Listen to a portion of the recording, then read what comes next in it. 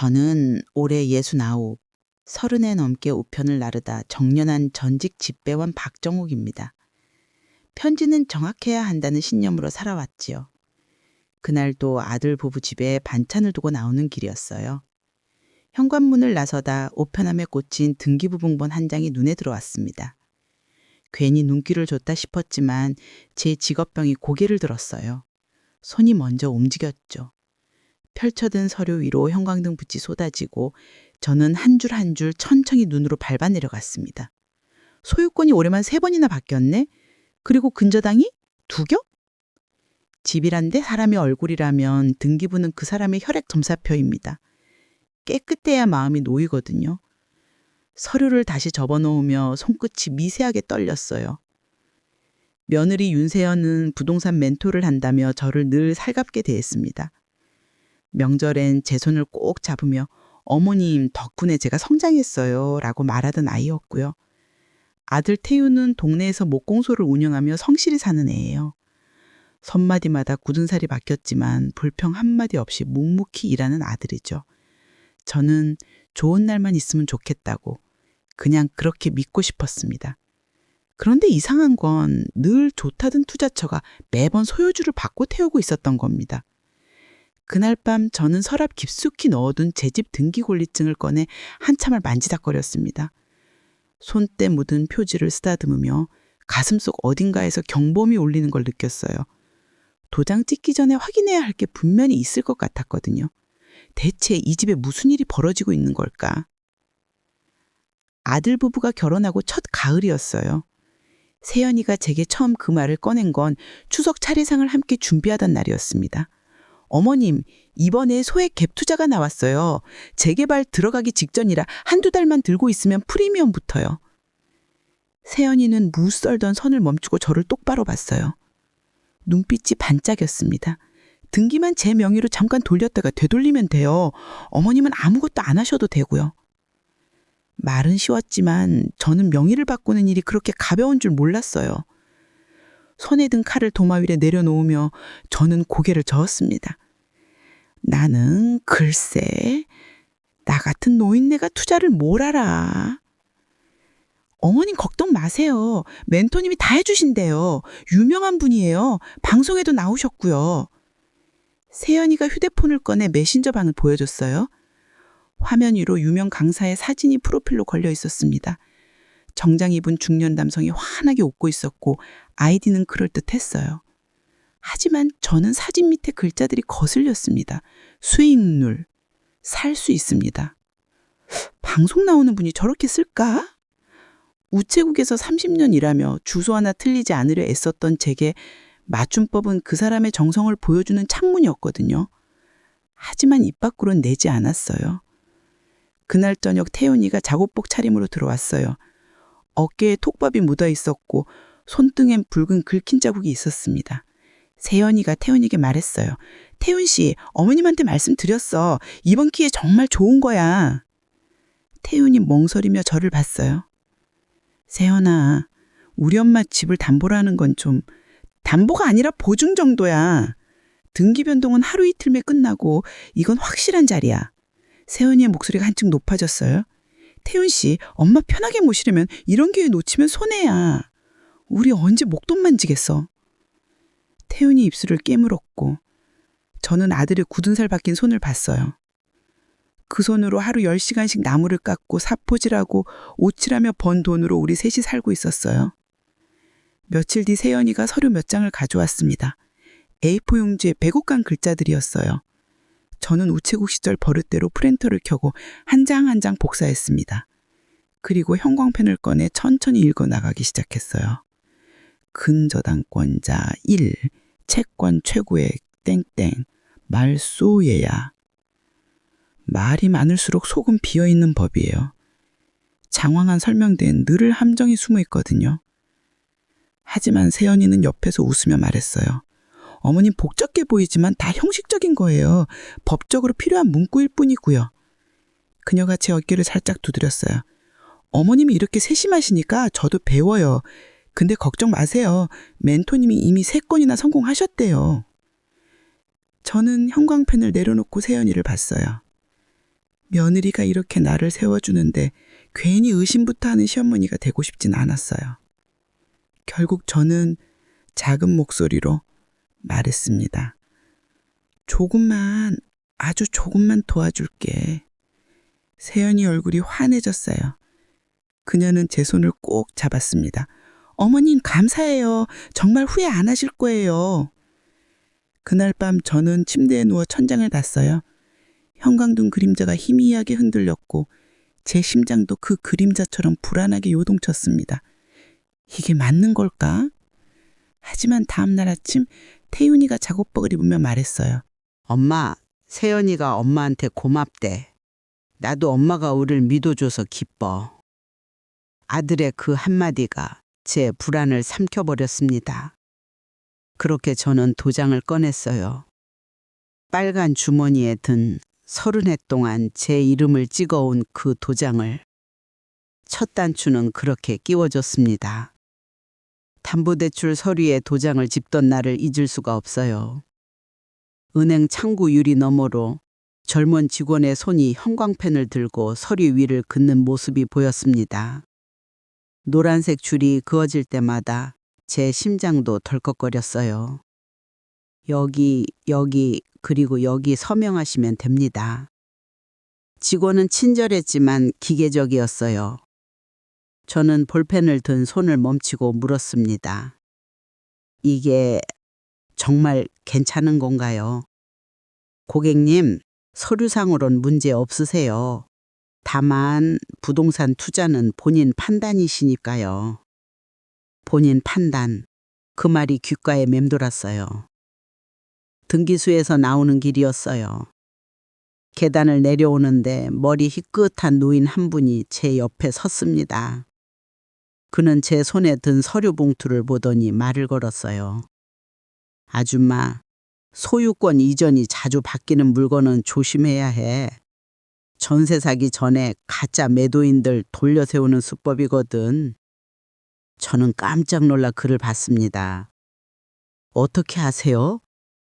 나 구청 지적팀에서 30년 일했어. 등기 보면 냄새가 나거든. 아줌마, 혹시 물건 주소 알아? 저는 주춤했지만 결국 세연이가 보낸 주소를 보여줬어요. 노인은 고개를 끄덕이더니 작은 수첩에 뭔가를 적었습니다. 이 동네에 요즘 말이 많아. 조심하시게. 그는 그 말만 남기고 가버렸어요. 저는 한동안 그 자리에 서 있었습니다. 가을바람이 불어왔고 낙엽이 발밑으로 굴러왔어요. 집에 돌아와 저는 컴퓨터를 켰습니다. 세연이가 보낸 주소를 인터넷 지도에 입력했어요. 로드뷰 화면이 뜨자 낡은 다세대 주택이 나타났습니다. 외벽 페인트는 군데군데 벗겨져 있었고 현관문 옆 관리실 공지판엔 비에 젖은 종이가 붙어 있었어요. 무단 전단지 부착 금지라는 글자가 번져서 거의 읽히지 않았습니다. 이게 재개발 직전이라고? 저는 화면을 확대하고 또 확대했어요. 주변을 둘러봐도 공사 현장 같은 건 보이지 않았습니다. 단지 오래된 동네가 있을 뿐이었어요. 그날 밤 잠이 오지 않았어요. 시계 초침 소리가 유난히 크게 들렸고 커튼 사이로 새어들어오는 가로등 불빛이 천장에 흔들렸습니다. 저는 이불을 걷고 일어나 태윤이 방 문을 살짝 열어봤어요.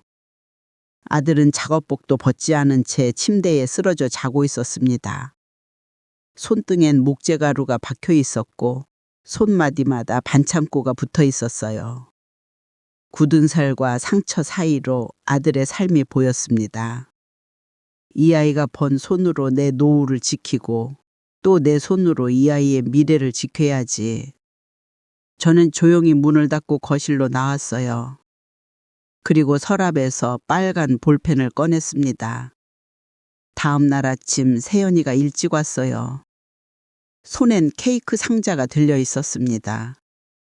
어머님, 좋은 소식이에요. 그녀는 상자를 식탁에 올리며 웃었어요. 사실 이건 1차고요. 2차 자리가 또 있어요. 어머님 이름으로 등기 잠깐 돌려놓고 길어야 한 달이면 되팔아요. 저는 케이크 상자를 보며 물었습니다. 이자는? 걱정 마세요. 멘토님이 이자 지원해 준대요. 어머님은 그냥 명의만 빌려주시면 돼요. 명의만 빌려준다. 그 말이 이상하게 가볍게 들렸어요. 마치 우산 빌려주듯 볼펜 빌려주듯 말이에요. 하지만 명의엔 사람의 인생이 붙어 있는데 그때 형광 초인종이 울렸습니다. 세연이가 문을 열자 낯익은 저어리가 들어왔어요. 아이고 정옥 씨, 날 못 알아보겠어? 남편 고교 동창이라던 나학수였습니다. 남편 장례식 이후 처음 보는 얼굴이었어요. 그는 반갑다며 제 손을 잡았고 저는 어색하게 웃었습니다. 학수 씨, 오랜만이네요. 그러게 말이야. 근데 세연이랑 알고 지내더라고? 세상 참 좁지? 세연이가 나학수를 보며 환하게 웃었어요.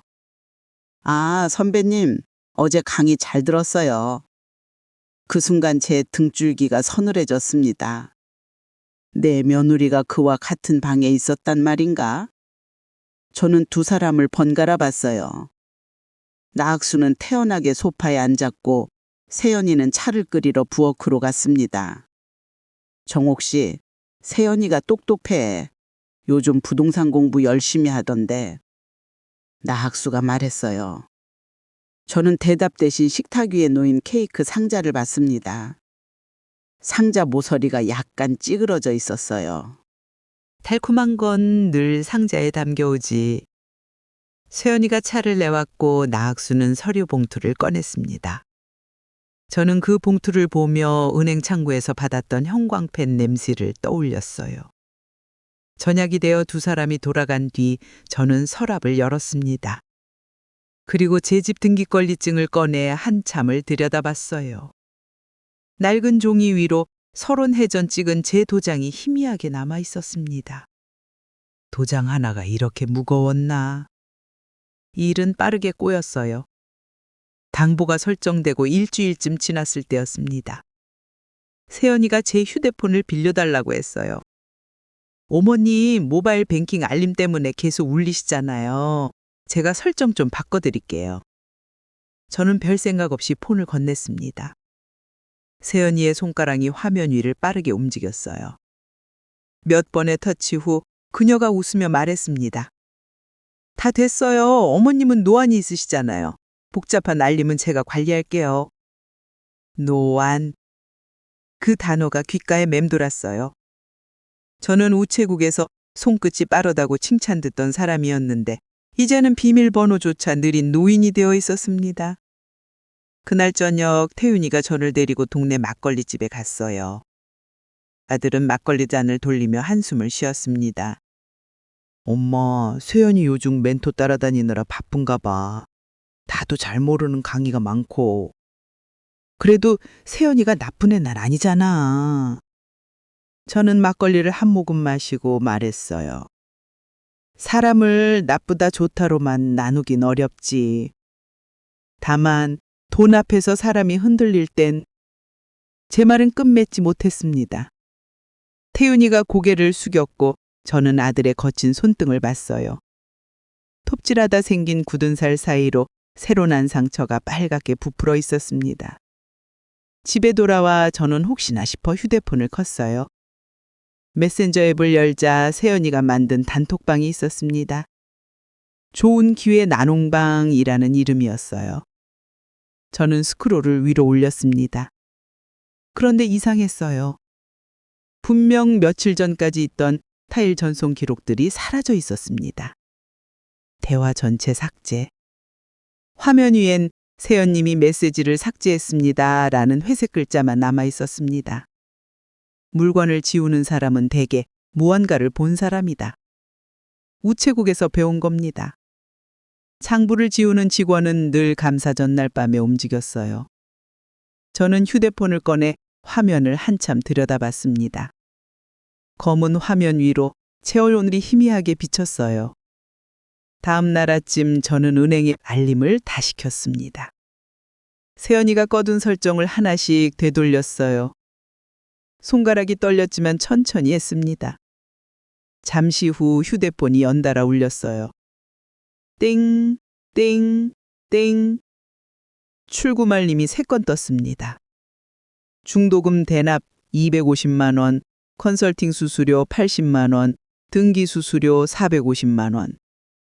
수수료가 그렇게 많은 세상은 없다. 저는 휴대폰을 든 채 거실 소파에 주저앉았어요.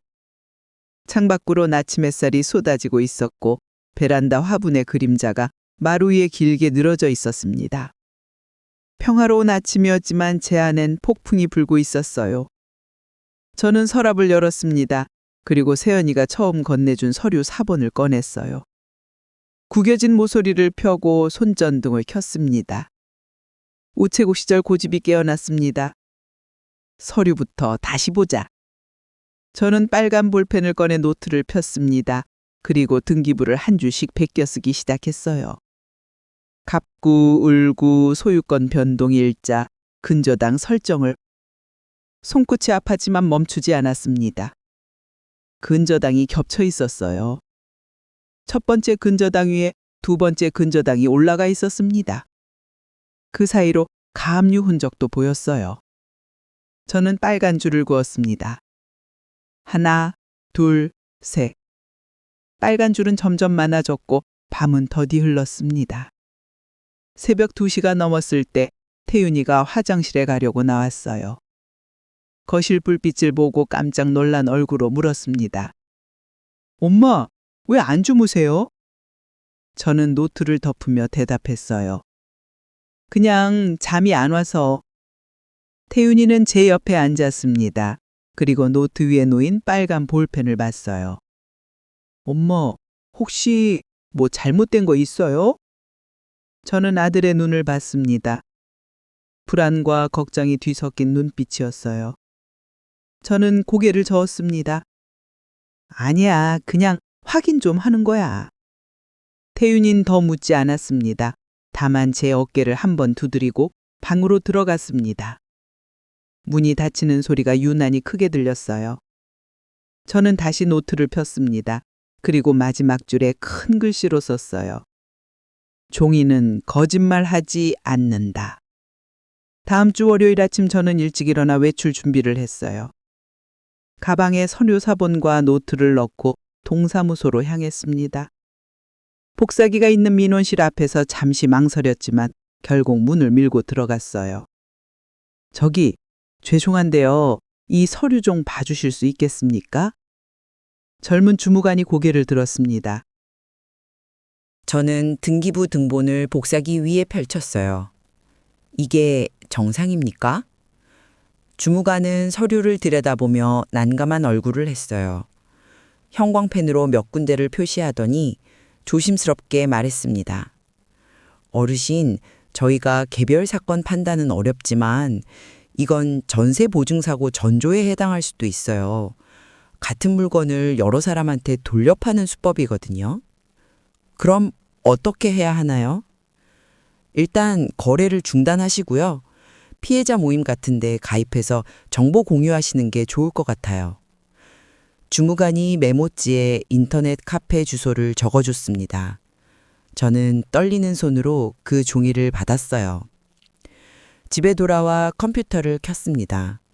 주무관이 알려준 피해자 카페에 가입했어요. 부동산 사기 피해자 모임이라는 이름이었습니다. 저는 익명으로 제 등기부 사진을 올렸습니다. 1시간쯤 지나자 댓글이 달리기 시작했어요. 명의대여 냄새나네요. 컨설팅팀, 법무사, 브로커 사슬구조 같은데요. 어르신, 빨리 증거 확보하세요. 대화 내용, 입출금 내역 다요. 저는 전기장판을 켜고 그 위에 앉아 한 줄 한 줄 댓글을 읽었습니다. 캄캄한 방 한쪽, 미지근한 열을 등에 받으며 저는 혼자가 아니라는 걸 느꼈어요. 무서웠지만 한편으론 안심이 되었습니다. 다음 날 저녁 세연이가 케이크를 사들고 왔어요. 어머님, 늦어서 죄송해요. 이건 제 월급 탔다고 사온 거예요. 그녀가 케이크 상자를 식탁에 올렸습니다. 상자를 여는데 안쪽에서 영수증 하나가 떨어졌어요. 저는 그걸 주워들었습니다. 거래 명세서, 멘토링 수강료 입금 확인. 세연이가 황급히 손을 뻗었지만 저는 이미 다 읽은 뒤였어요. 저는 조용히 말했습니다. 세연아, 등기부는 말한다. 네가 뭘 숨기든 종이는 안 속아. 세연이의 손목이 순간 굳어졌습니다. 그러더니 곧장 미소로 돌아왔어요. 어머님, 그건 오해예요. 제가 공부하려고 낸 수강료일 뿐이고요. 멘토님께서 다 설명해 주실 거예요. 저는 대답 대신 케이크 상자를 닫았습니다. 설명은 필요 없어. 나도 이제 공부 좀 할게. 그날부터 저는 준비를 시작했어요. 먼저 휴대폰 녹음 앱을 설치했고, 그리고 세연이나 나학수와 통화할 때마다 녹음을 켰어요.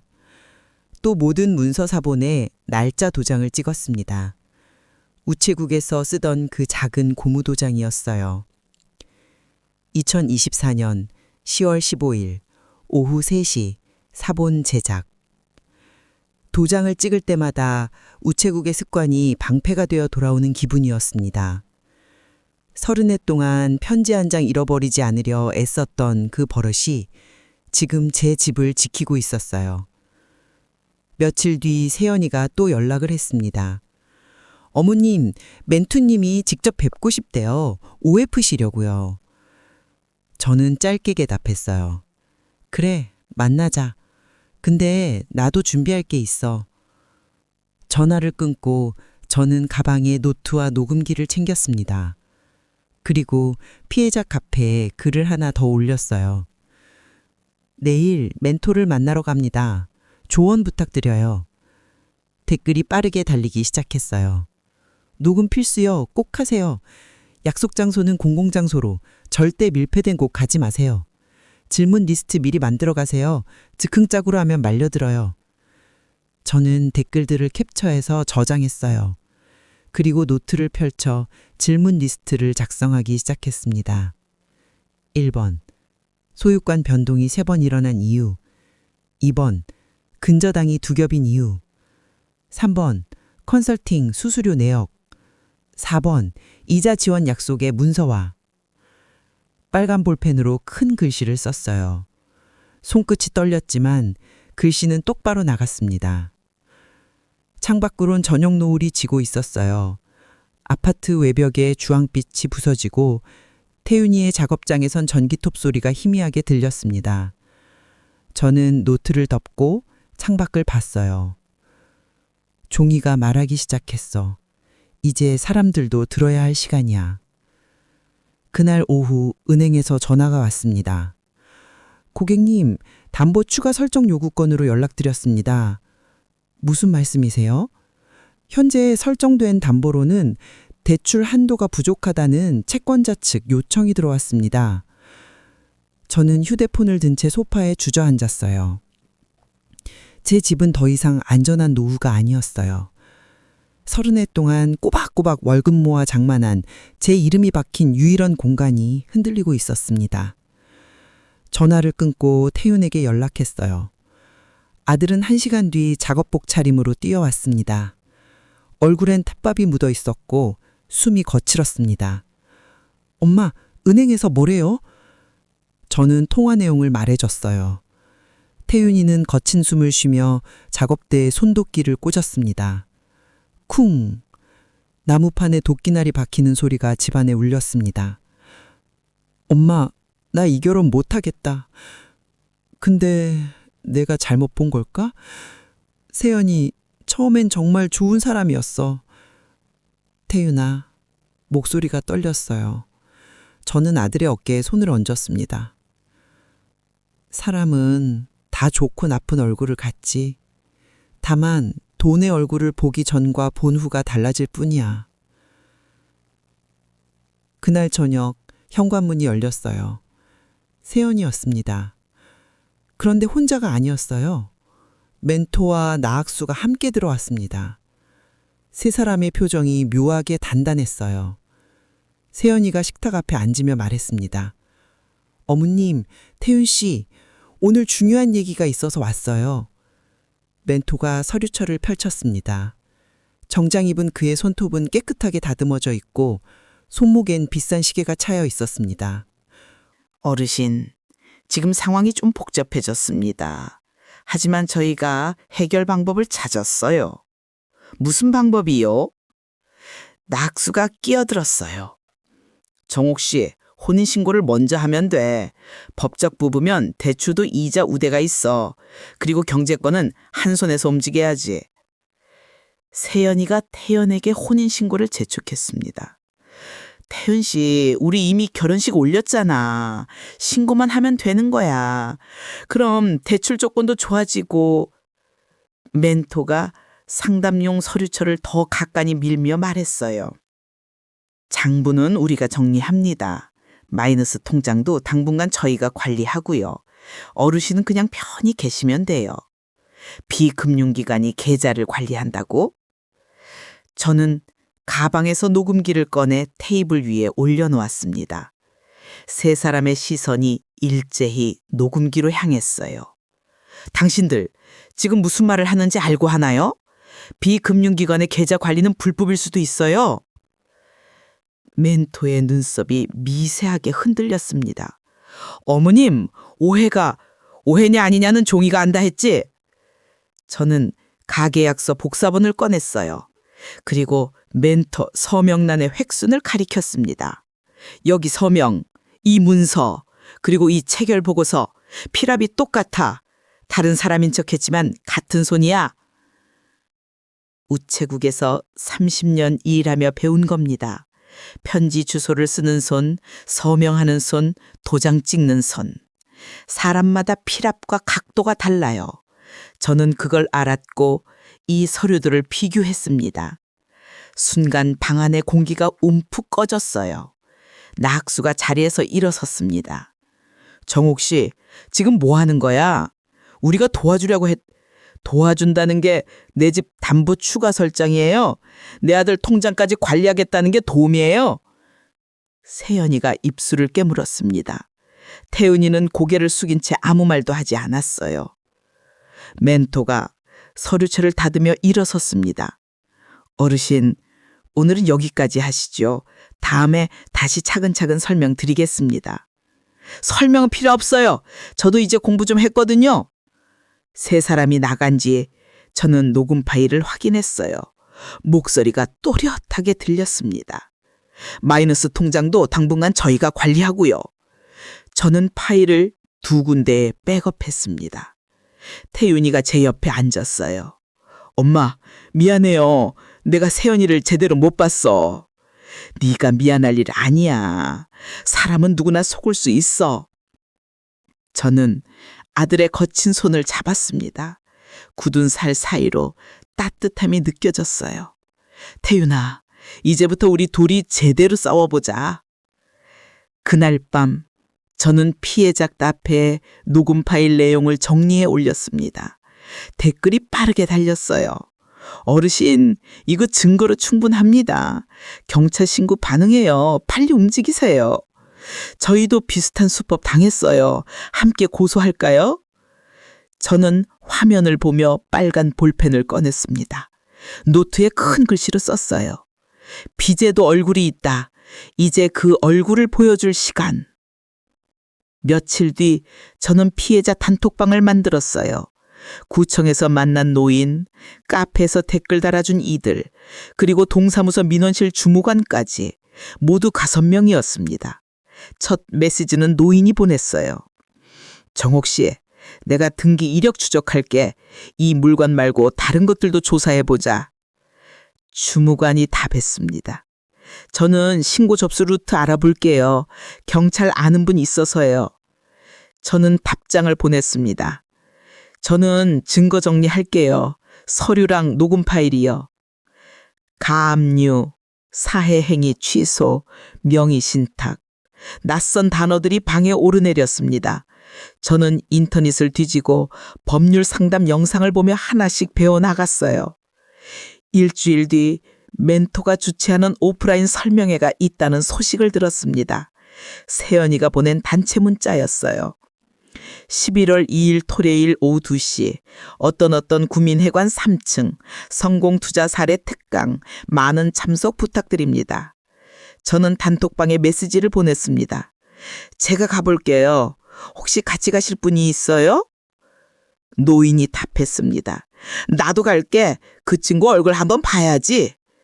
설명회 당일 저는 카메라 펜을 앞주머니에 꽂았습니다. 작은 펜처럼 보였지만 녹화가 되는 장치였어요. 피해자 카페에서 추천받은 물건이었습니다. 구민회관 3층은 사람들이 북적했어요. 대부분 중년 여성들이었고 다들 기대에 찬 표정이었습니다. 저는 뒤쪽 자리에 조용히 앉았어요. 멘토가 단상에 올랐습니다. 정장을 말끔히 차려입고 환한 미소를 지으며 마이크를 잡았어요. 안녕하세요, 여러분. 오늘 여기 계신 분들은 정말 행운하십니다. 화면에 성공 사례가 떴습니다. 3개월 만에 2천만 원 수익. 주부도 할 수 있는 똑똑한 투자. 사람들이 박수를 쳤어요. 저는 손을 들었습니다. 멘토가 저를 보며 미소를 지었어요. 네, 뒤쪽 어르신 질문 있으세요? 저 사례 등기 이력 보여주실 수 있나요? 갚고 을구발치만이요. 멘토의 미소가 굳었습니다. 아, 그건 개인정보라서요. 대신 수익률 그래프는? 등기부는 개인정보가 아니에요. 누구나 열람할 수 있죠. 못 보여주시던 이유가 있나요? 장내가 술렁거리기 시작했어요. 사람들이 웅성거렸고 멘토가 주춤했습니다. 바로 그때 문이 열렸어요. 사복경찰 2명이 들어왔습니다. 피해자 단톡방에 한 분이 형사고소를 넣어둔 덕이었어요. 죄송합니다. 잠시 행사를 중단해 주시겠습니까? 나학수가 자리에서 벌떡 일어났습니다. 이건 교육이야. 불법 아니야. 그가 뒷문으로 도망치려는 찰나 저는 가방에서 문구용 가위를 꺼내 그의 서류철 위를 쓱 그었습니다. 가위표처럼 잘려나간 서류에서 차명계약 리스트가 흘러내렸어요. A4 용지 여러 장이 바닥에 펼쳐졌습니다. 거기엔 이름들이 빼곡했어요. 박정옥, 김영숙, 이순자, 모두 여성, 모두 60대 이상이었습니다. 사복경찰이 나학수를 제지했어요. 멘토는 창백한 얼굴로 단상에 서 있었고 세연이는 객석 한쪽에서 입술을 깨물며 저를 보고 있었습니다. 어머님, 이게 어머님과 우리 가족에게 무슨 도움이 되는데요?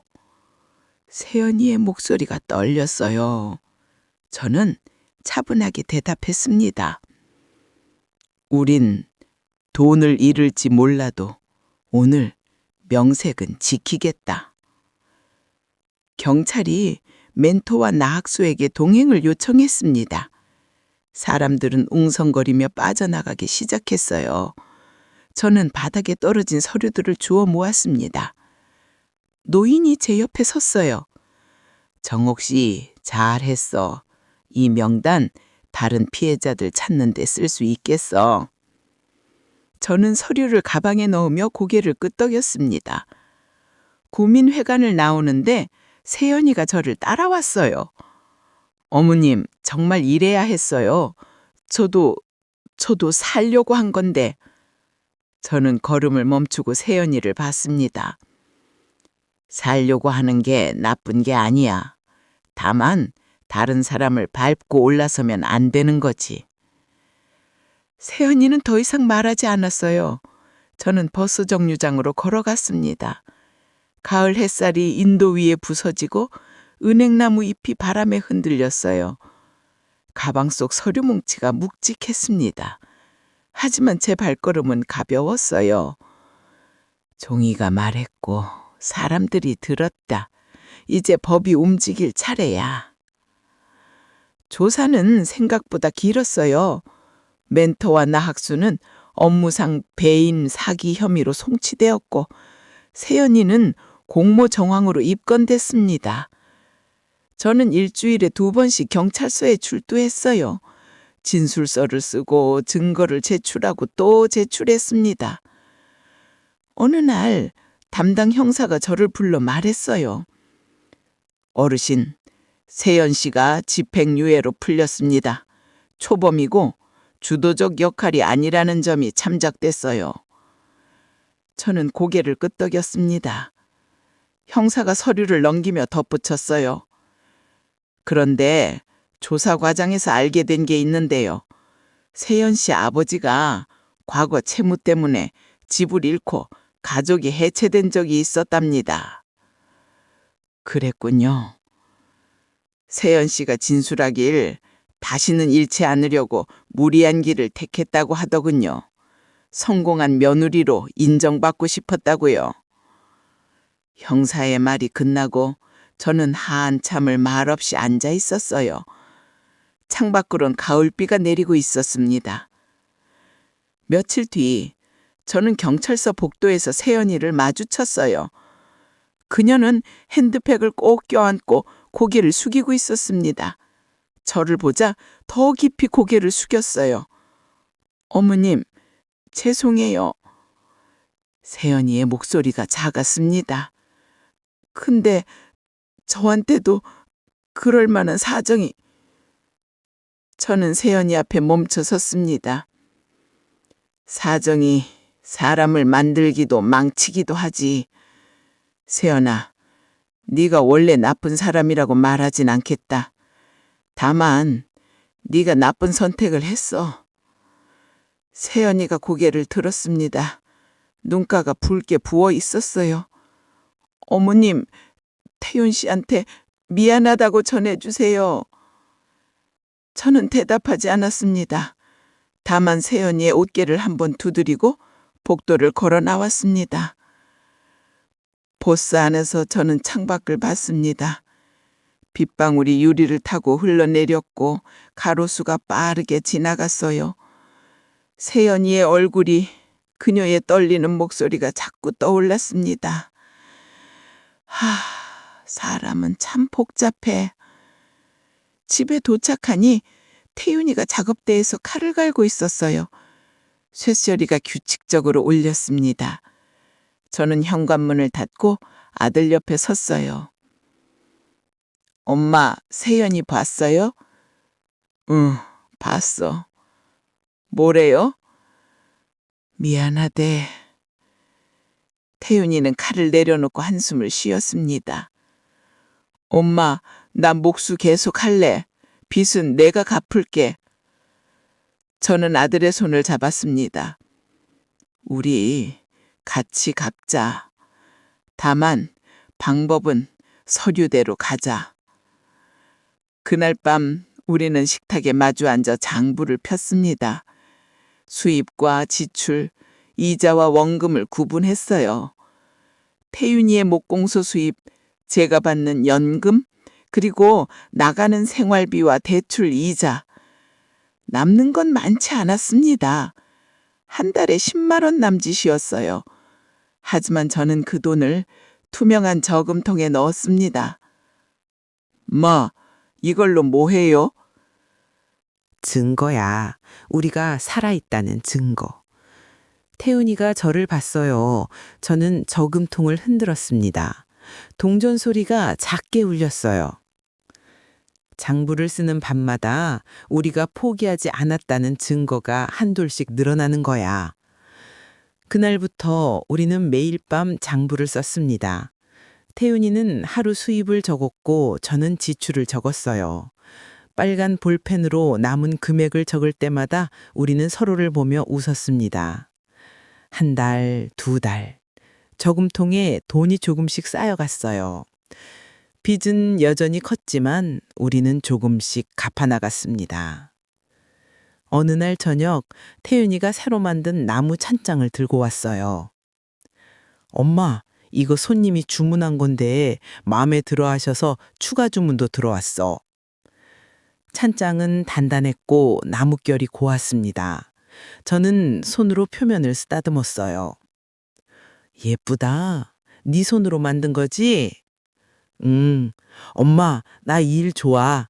나무 깎고 사포질하고 옷칠하는 거. 힘들지만 내가 만든 게 남잖아. 저는 아들의 얼굴을 봤습니다. 굳은 살 박힌 손, 톱밥 묻은 작업복. 하지만 또렷한 눈빛. 태윤이는 자기 길을 걷고 있었어요. 그래, 네가 만든 게 남는 거. 그게 제일 중요해. 그날 밤 저는 노트를 펼쳐 마지막 장에 썼습니다. 빛도 사람의 무게를 갖는다. 무겁지만 견딜 수 있다. 함께라면. 그해 겨울 동사무소에서 민원 도우미를 뽑는다는 공고가 났어요. 저는 지원했습니다. 면접날 담당자가 물었어요. 어떤 일을 하고 싶으세요? 서류 읽어드리고 어르신들 등기부 보는 법 알려드리면 되지요? 그런 걸 누가 가르쳐 주시나요? 저는 가방에서 빨간 볼펜과 줄 잡힌 노트를 꺼냈습니다. 저는 평생 우편을 나른 사람입니다. 주소는 정확해야 했고 이름은 틀리면 안 됐어요. 등기부도 같아요. 사람의 이름과 집의 이름이 어디서 어떻게 만나고 헤어졌는지 역사가 적혀 있지요. 면접관이 웃었습니다. 합격입니다. 다음 주 월요일부터 나오시면 돼요. 첫 강의 날 구민회관 작은 강의실에 10명 남짓한 어르신들이 모였어요. 저는 칠판에 크게 썼습니다. 도장 찍기 전 등기부부터. 그리고 3가지를 설명했어요. 하나, 갑구에서 소유권이 잦은 변동이면 의심하세요. 집이 사람 손을 자주 탄다는 건 뭔가 이유가 있습니다. 한 할머니가 손을 들었어요. 그럼 몇 번이나 바뀌면 이상한 거예요? 1년에 2번 이상이면 조심하셔야 해요.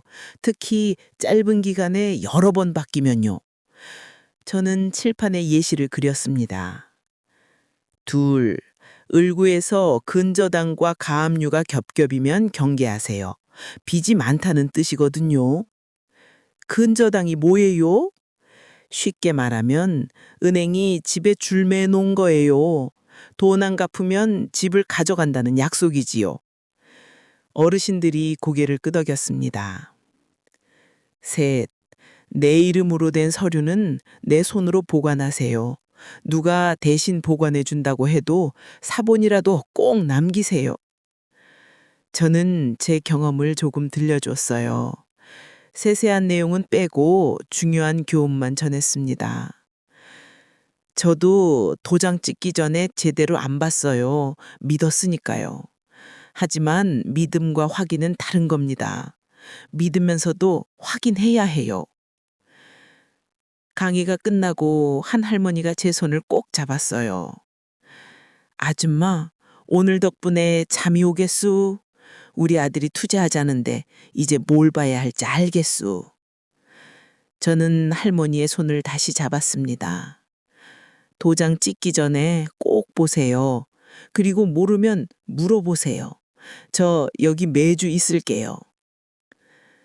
집으로 돌아오는 길 겨울 햇빛이 아파트 외벽에 부서졌어요. 하늘은 맑았고 공기는 차가웠습니다. 저는 천천히 걸었어요. 태은이의 작업장에서 나뭇결을 밀어내는 소리가 들렸습니다. 규칙적이고 단단한 소리였어요. 물기가 마른 목재처럼 우리 삶도 뒤틀린 폭숲을 지나 단단해지는 중이었습니다. 집 앞에 도착해 저는 우편망을 확인했어요. 고지서 2장과 동네 전단지가 들어있었습니다. 저는 하나씩 꺼내며 확인했어요. 주소, 이름, 금액. 습관은 거짓말하지 않아. 현관문을 열기 전에 저는 2번 확인했습니다.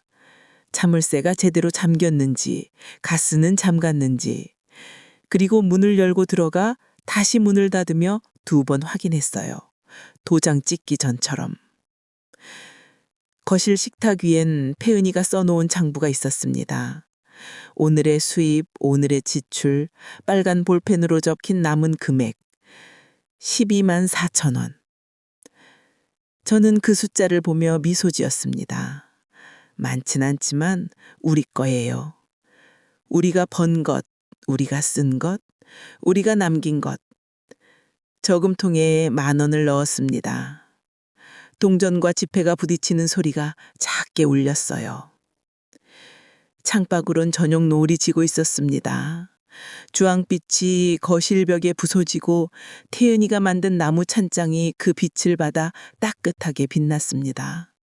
저는 노트를 펼쳐 오늘 날짜를 적었습니다. 그리고 한 줄 썼어요.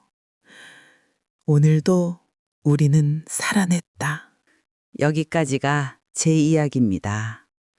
지금도 저는 매주 동사무소에서 어르신들을 만나요. 등기부 보는 법, 계약서 읽는 법, 도장 찍기 전 확인해야 할 것들을 알려드립니다. 누군가는 제게 고맙다고 하시고, 누군가는 늦었지만 이제라도 알았다고 하세요. 태윤이는 여전히 목공소를 운영합니다. 주문이 늘어서 요즘은 바쁘게 지내요. 가끔 제가 만든 저녁을 가져다 주면 엄마 고맙다며 환하게 웃습니다. 그 웃음이면 충분해요. 빚은 아직 다 갚지 못했습니다. 하지만 우리는 매달 조금씩 갚아가고 있어요. 장부를 쓰는 밤마다 저금통에 돈을 넣는 날마다 우리는 포기하지 않았다는 증거를 남깁니다. 세연이는 가끔 문자를 보내요. 어머님 잘 지내세요? 저는 간단히 답합니다. 너도 용서했냐고 물으신다면 잘 모르겠어요. 다만 그 아이도 자기 삶을 살고 있을 거예요. 그것만으로 충분합니다. 이 영상을 보시는 분들께 한 가지만 말씀드리고 싶어요. 도장 찍기 전에 꼭 확인하세요. 믿음과 확인은 다릅니다. 가족이라도, 며느리라도, 사랑하는 사람이라도 서류는 꼭 내 손으로 확인해야 해요. 그게 나를 지키는 일이고 상대를 지키는 일이기도 합니다. 그리고 혹시 지금 힘든 상황에 계신 분이 있다면 포기하지 마세요. 저처럼 69에도 싸놓을 수 있습니다. 혼자가 아니에요. 주변을 보세요. 도와줄 사람이 있습니다. 이 채널을 구독해 주시면 앞으로도 제 이야기와 어르신들을 위한 정보를 나눌게요. 좋아요도 눌러주시고요. 여러분의 응원이 큰 힘이 됩니다. 오늘도 건강하시고 따뜻한 저녁 드세요. 다음에 또 뵙겠습니다. 감사합니다.